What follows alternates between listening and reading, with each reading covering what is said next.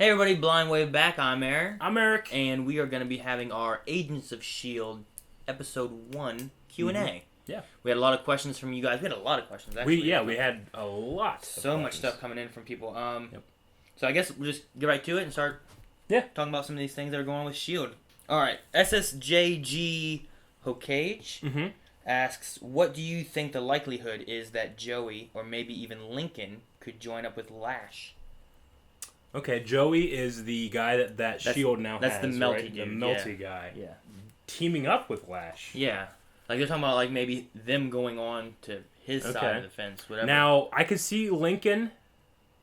I don't know, because I don't think Lash would allow anybody that did not go through Terrigenesis to be part of his crew, if he even has a crew.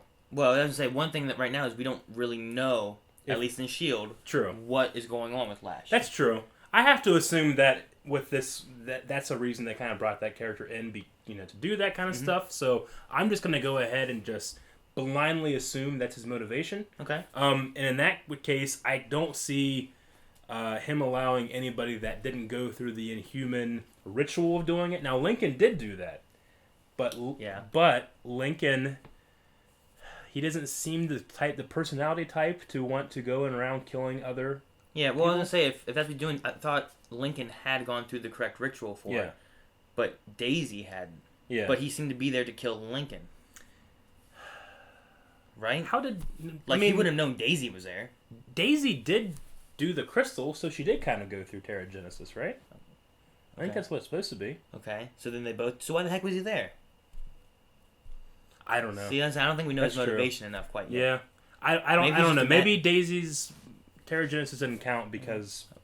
Maybe he's just a madman. Because, what was the name of the guy that died in that episode? Oh, there was Mac, and then there was... Trip. Because Trip kicked him. Triplet, right? Yeah. He kicked it. Man, I liked him because he was from season 1. You thought he was a bad guy, and you weren't sure. And, dang. Yeah, I know. But we got Axe Mac. Yeah. Shotgun Axe Mac. Yeah, because he got in there, and then Mac was all possessed by, like, evil crazy. I thought he was going to die. Yeah, I thought he was, like... It would have been cool if he, like, kept a little bit of residual, like, pump energy, you know what I'm saying? And then he got his axe, and then he's, like, super Axe Mac. And then he gets his shotgun axe. Yeah. Shotgun axe, guys. That's like in-game loot right there. Kenneth Whiteley. Okay. He actually asks, do you think that they are using Joey, the same guy we were just talking about, as a modern-day retelling of the mutant civil rights, like Marvel did with race in the X-Men comics? Yeah, Bryan Singer, Bryan Singer kind of did that with the X-Men films. Bryan Singer's a gay man, and he kind of used the idea of mutants and their stigma in society to kind of talk about homosexuals and their stigma in society at that point in time. Yeah, I can kind of see that. It's possible. Yeah. I mean, they kind of just tossed it in there. I mean, I don't feel like I feel like they would do it for a reason rather than just be like, oh, we need some gay guys in this, so we'll just put them in there. I mean, I don't think it's a bad thing at all, but sometimes they do make decisions like that, like, hey, we need to make sure we have a diverse group of people. It almost seemed like, rather than it just like he is, and then it kind of comes out, it seemed like they were like, hey, look, this guy's gay. I don't know. It just seemed like, rather than just kind of like, sometimes like it shows, like it pops up, and like eventually you're like, oh, well, he's gay, okay, cool, whatever. But this one just kind of seemed like it was like, hey, in your face. Yeah, that's true. And I do feel like this idea that powered people equals bad and we gotta do something about them, it's very X-Men. It's very, it's now with the Inhumans. It's very Heroes Reborn. Yeah, Heroes are the same thing. Or even Heroes Season 3. Back to the Fugitive thing. Yeah, and obviously this is going to work somehow into Civil War with the registration. Yeah, I almost feel like it has to. I don't know how else they'd go about it. Yeah. This is a fun one. Mark L. asks, what super abilities would you like to see on the show? Think original, something more that we haven't seen before. Well, I was kind of thinking that Joey's power is manifesting as like a melty melt kind of thing, but that's just like the first part of it. Right now he's just stressed, so things are melting. But what if he has like Magneto level magnetic ability to control metal? Like he can liquefy him and make new things? And yeah, stuff, maybe he could do that. Or maybe it's not. Maybe liquefying is just one of the things he can do, whereas he could start to control metal. Because that would be kind of cool. And we don't have a metal person in the MCU now. Yeah, because they took away Magneto because he's with X-Men. That's true. Yep. It would be neat because that idea of him, like, it melts, but once he learns that he can control the metal entirely, he could, like, melt it and form entirely new things out of metal and stuff. Armor around him and shit and blow up. That'd be cool. So I'm thinking that maybe if his power is only to melt something, okay, that could be cool. I don't really know what all you could do with it except melt guns. They had someone like that in Sky High. He just melted. Yes, they did. Damn, I love that movie. What other powers, though? It's so hard to think of original ones. It is. I mean, there's powers just for look everything. at Heroes and them trying to find a good power that hasn't been done before. I almost feel like they might start with Inhumans and X-Men. They're going to start taking some of the X-Men abilities and stuff. And kind of adapting Since they don't have X-Men, they're going to kind of bring them over. Yeah. So, like, maybe stuff like Nightcrawler with teleporting and stuff like Iceman. It has someone who can control ice and stuff. Which I think they already did with that one guy on the ship, right? But couldn't he control ice and stuff? He died on that boat. Yeah. I can't remember his name, but I can't remember either. I think season 1 they used him and he created something, and then Well, we don't know if he died though, because he kind of went down in the water and it was cool. I think it was kind of left like you don't really see the body. You don't know if he's dead. You know what I'm saying? Yeah, they do that a lot. Yeah. As far as original powers, I just can't think of any right now. It's hard to think of like an original power, but ones that aren't currently on the show or haven't been on the show. I mean, it's always cool to see Asgardians and their vague superpowers that they have. Yeah, strength and powers. And... we did have a Kree last season. It'd be cool to see some more Kree-like stuff because I guess the Inhumans are Kree. Yeah. Yeah. Other than that, though, I don't know. See someone with photosynthesis. They can just like heal themselves and not have to eat and stuff like that, and then they can like solar beam. Solar beam. They absorb the sun and use it, and they keep themselves like. That would be cool. Like full and nutrition and everything, but then they can also absorb it and like shoot out like sun.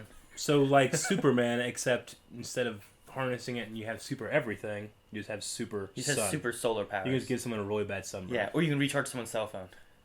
That would be cool. Most original thing I can think of right now. I guess maybe something like, I mean, it's not really original in the sense, but maybe some kind of like radioactive ability where you get like Dragon Ball Z level Kai Blast and shit. Super Saiyan and That'd stuff. That'd be kind of cool. Flying around everywhere. That could be interesting. Yeah. We actually have another one from Kenneth Whiteley. I really like this one. He says back in Iron Man 3, they gave us the Extremis, power. Yeah, the fire people. Yeah, all that kind of stuff. And let's see how he says this. Soldiers are able to regrow limbs. I think that was the reason the vice president was able to compromise for the promise of his daughter. Yeah, his daughter was in a wheelchair. Getting new legs and everything. That's, But if so, Stark cured Pepper, as alluded to, because she had that Extremis thing. Mm-hmm. So why don't they use it to give Coulson to regrow his hand? Well, that's a really awesome theory that they could do that. And actually, someone else commented down below on that too, I believe, Baby Hold My Hand, where they said, didn't they use that same technology on Hawkeye when he got shot, and on something to do with Vision's body too, on how they made Vision? Was it the same technology that the Extremis? Didn't they regenerate skin in Age of Ultron with Hawkeye? I mean, they did do Vision that, body? but that was Coulson. Well, even if it's not Extremis, then they still regenerate the skin and the body. Maybe that. Well, if you don't get bones though, like to what level does that continue to I feel like that was kind of like a play on like 3D printing technology versus like what the Extremis was. Mm-hmm. Tony could cure the Extremis. The one thing is, why didn't they do it to Coulson? Is that no one knows Coulson's alive, really. Yeah, I guess that's true. Tony can't be like, hey, I can help you out because he thinks he's just dead. And the 3D printing technology thing, I'm pretty sure, didn't that woman die in Age of Ultron? Yeah, I think she did. I think that woman died in Age of Ultron, so if she's the only one that could do that, that's why Ultron targeted her, then it could be another super soldier serum. It's a technology that was lost. Yeah, I guess that's true. Yeah. But I thought it was an interesting idea, just like, if any of that technology is out there, why does he have to go through robot hands? Why can't he just... Now, I'll piggyback off this question, because I have been thinking about this. Why can't Coulson have, like, a bunch of different kind of utility arms? Like Snake does in Metal Gear 5. Like a rocket arm, like a get over here arm. Yeah, that's cool. He has like an electricity one that he shocks people with and stuff. Yeah, like when he goes out on dates. Maybe they will. Maybe vibrates. I was just like twisting and doing all these crazy. I was thinking of like Barrett from Final Fantasy VII. Yeah, that he can put like a gun and stuff on there. It'd be interesting if he starts getting different things like that, and he just swaps out and has super powered hands and stuff. I gotta say, I absolutely loved that part where he's chained up and he just takes his arm off and he's out. it was so simple, but and it's so obvious, but I did not expect it. And that's always the best. I didn't expect him. I guess I didn't realize they chained up that hand. I was like, well, just walk him up with the other hand. But this one's kind of already been mentioned a little bit. But Ella Bella asks, just what do we think of Joey, the Iron Melty dude? Yeah, I mean, like I said, I think that his powers are just beginning to manifest, and we're going to see an evolution in that power base. Because I just don't think that you can be very dynamic by just melting everything. Yeah. I'm hoping, since they put him in there and he has to stay in S.H.I.E.L.D., and they have nowhere else to put him, I really want to see him grow and manifest and, like, become something there. Yeah. Like, I was kind of hoping that same thing with, Zappy. Yeah. But he's kind of there now, but he doesn't really want to be there. I want to see more of him, too, because I kind of like his shocking powers. I'm kind of really starting to get a big Magneto vibe from Joey, just because he has something to do with metal. He's a minority, you know. Yeah. Magneto was Jewish. He's in a plastic room. He was. Yeah. And then that clipboard just... Yeah, It'd be cool to see him be able to, like, start, like, manipulating it more than just it melting. Controlling it, doing awesome stuff with it. I mean, he could create Coulson a new awesome hand. Like melt and make a new hand. Like melt and make an awesome, better hand, kind of like how Mother Talzin did for Darth Maul. That'd be kind of cool. Pedro Barcelos. Mm-hmm. Yeah, he asked questions last week. He does it a lot. Good job, Pedro. No, he does a lot of our stuff. Heroes and stuff like that. Yeah, that's what it was. In the second season, they said that the carbonite was some kind of weapon to kill Inhumans, didn't they?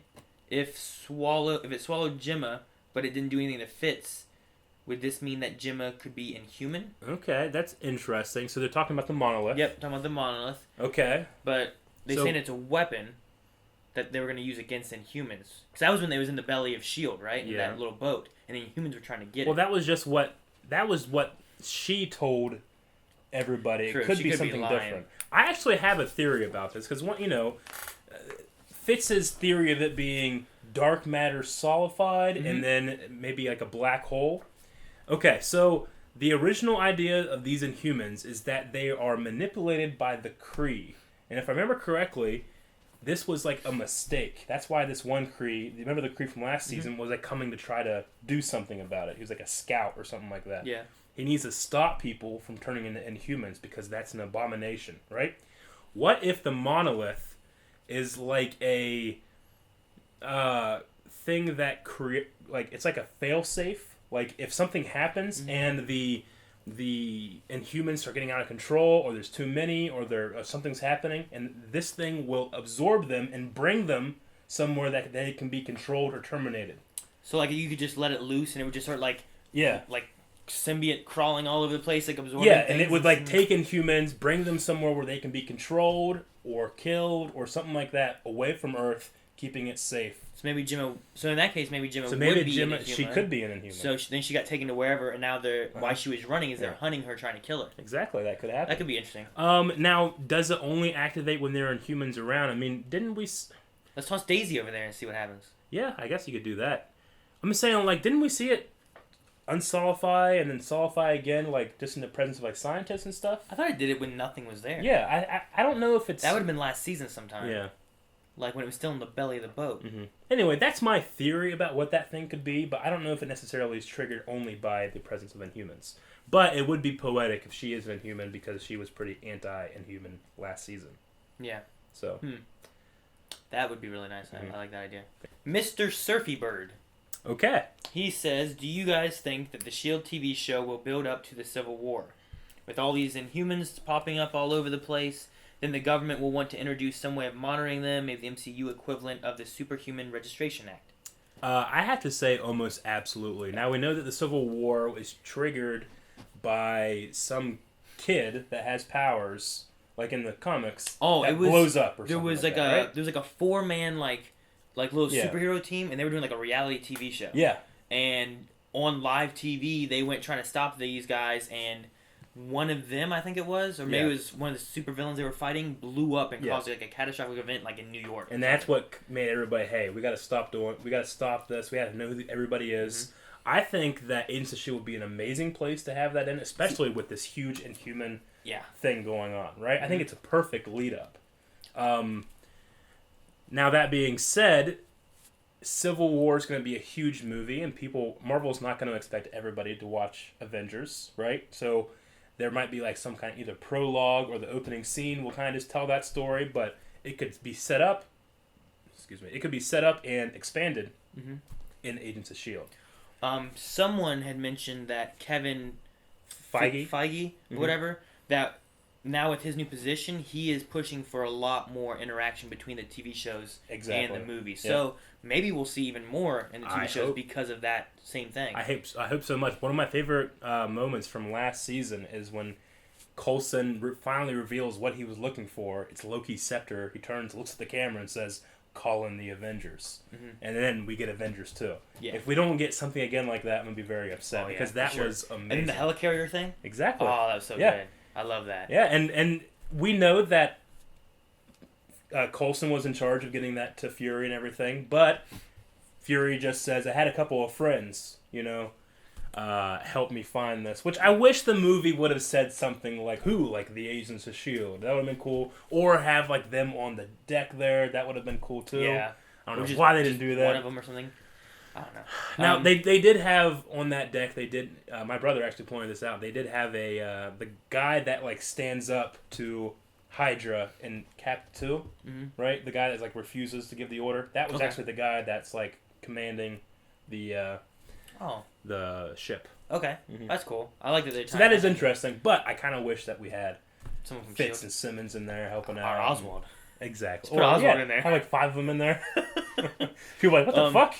Just don't explain it. Just what? Yeah. My one thing with the Civil War is I think that it's already rolling with the events of Ultron. Yeah. With I think the Hulkbuster fight. Yep. And then with Sokovia. Yeah. With that whole event happening and all that, I think those have already started the in motion thing, and then maybe we'll see more of that rolling with S.H.I.E.L.D. And then into Captain America. Yeah, there's no way, because S.H.I.E.L.D. has been having this idea of breaking up teams and having 2 shields that are at war with each other, and then Fitz and Simmons are against each other. Yeah. They've already had that theme out for a while. Isn't Inhumans movie coming out after Civil War, right? From what I understand, the Inhumans movie is like the last movie announced. Like it's after Infinity War. So we're already building up this now, but it's going to be way later. Well, I don't know in the Inhumans, they're like a royal family. They're like the real Inhumans. These guys are like outliers. Okay. They're not like the Inhumans. Okay. I would love to see like in Civil War Daisy in there. Absolutely. I doubt that the Agents of S.H.I.E.L.D. will be used for Civil War. I have to assume with the giant story they're telling in Infinity War, because they have to have 2 damn movies, they have to have the Agents of S.H.I.E.L.D. They better. They have to have Daredevil and Jessica Jones, Luke Cage, and Iron Fist. I want Coulson in one of the movies again at some point. Too. So bad. I want them to realize that he's still alive. Yes. Yeah. Joss Whedon did say that, the TV show's a TV show, my movie's in the movies, and in the movies, Coulson is dead. But he's not directing anymore. The Russo brothers are now. Kevin Feige's in charge. Let's do this, guys. Yes, all the fans want it. And if you have like the episode before Civil War or after, bring in Hawkeye or Black Widow or somebody. At least they brought in Hill. Yeah, I know. And that was awesome. At least, I just love that. And they had the one agent that betrays Sitwell. Is that his name? Agent Sitwell? He was in Agents of S.H.I.E.L.D. for a lot. And then he ends up being Hydra in the movie. Yeah, they had Sitwell in S.H.I.E.L.D., and then he was in the very beginning of Captain America, right? And in this very last episode, we had the President of the United States being played by the same guy. Yeah, which is the same one from Iron Man 3. Iron Man 3. Which was awesome. So that was cool. Just to end this discussion, I wanted to talk a little bit about Fitz. Because what a character. Like, when he was first introduced and there was the Fitzsimmons thing, I remember being like, okay. We'll see how this goes. Couple scientists and stuff. And then 3 seasons later, he's the most compelling character. Whenever he does anything remotely badass, I cheer. And whenever he gets sad or angry, it breaks my heart in two. When he was dealing with his whole brain injury and the loss of Simmons, her rejecting him, and then her coming back, and then him trying to find strength, he started developing like a cool little relationship with Mac. Then Mac betrayed him, and he also felt the betrayal of Ward so much more. I felt like everybody else. He refused to believe it, and then whenever it did happen, Yeah, so I just gotta say, the guy that's doing that character, I think his name's Ian something, I'm not sure what his name is, but he's just killing it. That last scene where he's just pounding on the monolith, some powerful shit. Yeah. Yeah, I've enjoyed Fitz a lot, because, like, you were saying the first season, they were a team. It was just, like, I think it was, like, your regular type of, like, special agent team. You had the scientists, and you had your agents and all that. But then in season 2, I felt more for him because of the issues he went through. There was a time when they had Ward caught, and I thought he was going to kill Ward right there. And it's just, jeez. It's great. If you ask me who my favorite character on the show right now is, I'm going to go with Fitz. Is it? You sure it's not Daisy? Because, I mean, you talked a lot about her during the show. No, I did. And I want to make sure that I'm reiterating that I think that she's a wonderful actress. I think that she's amazingly beautiful. But I'm just saying that... You like Fitz better? I love her character. And no, I love Fitz, but I love her character a lot. Yeah. But I'm getting distracted about how much I love other things about her. And I want to focus just on how badass she's being. Because she's become a very powerful player in this game. I mean... She can do a lot of shit. She took out Lash at one point with the ground and shit. Yeah, I think on the floor. You know, I mean, she's become a full-fledged S.H.I.E.L.D. agent. You know, she's probably the most badass on the damn team now. And when you thought about her coming from the Red Dawn or whatever it was called, and just being a hacker, so now she's a badass hacker.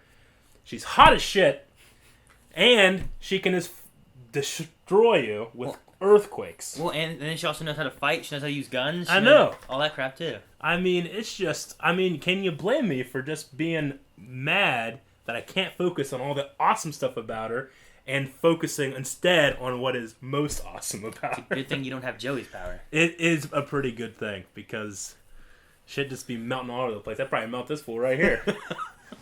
All right, well, I think that's going to be all for this Q&A. Make sure to tune in next week, probably the day after S.H.I.E.L.D's out, for our reaction to episode 2 of Agents of S.H.I.E.L.D. Season 3. And until next time, I guess, I'm Aaron. I'm Eric. And we'll see you guys later. See you guys.